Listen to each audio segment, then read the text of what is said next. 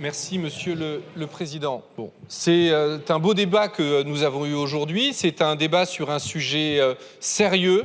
C'est un débat sur un sujet important qui mêle diplomatie, éthique, histoire et responsabilité. Et un petit peu aussi démocratie.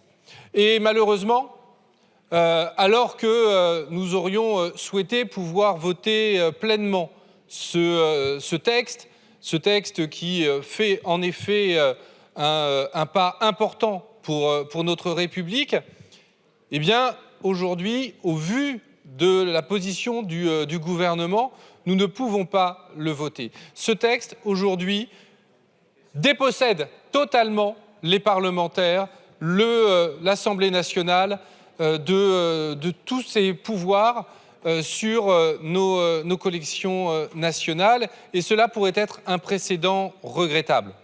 C'est pourquoi nous vous demandons, Madame la Ministre, lors de la CMP, d'intégrer nos amendements, d'intégrer et d'écouter le Parlement. Je sais que c'est quelque chose que votre gouvernement a beaucoup de mal à faire. Écouter le Parlement, débattre dans le Parlement, faire voter le Parlement, autant de choses que, à chaque fois que vous le pouvez, vous essayez d'éviter à coup de 49.3, de 49.3, de 49.3.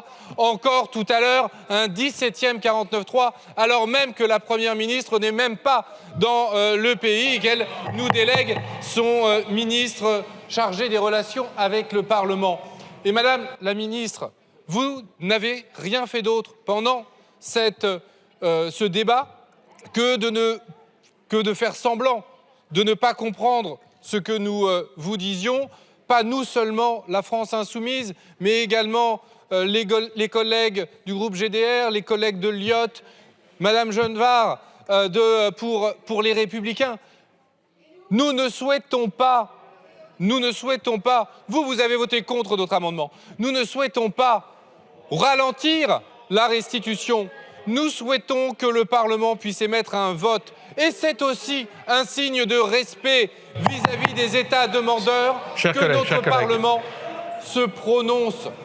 Si notre Parlement ne se prononce pas, nous aurions un peu l'impression que cela est fait, je ne dirais pas en catimini, mais que cela est fait sans la solennité nécessaire.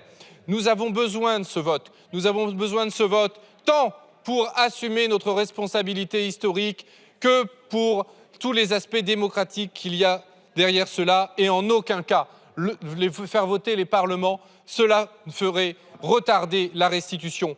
Parce que vous n'avez pas ces pudeurs quand vous allez faire voter les collectivités territoriales. Et nous ne pouvons pas accepter qu'il y ait ce deux poids, deux mesures où vous allez faire voter les collectivités territoriales selon leur propre calendrier et que vous écraseriez une nouvelle fois le Parlement. C'est pourquoi, malheureusement, à l'heure actuelle et en l'état actuel du texte, et à contre-cœur, nous allons devoir nous abstenir sur ce texte en espérant pouvoir voter une version améliorée de ce texte, respectueuse du Parlement en CMP. Très bien.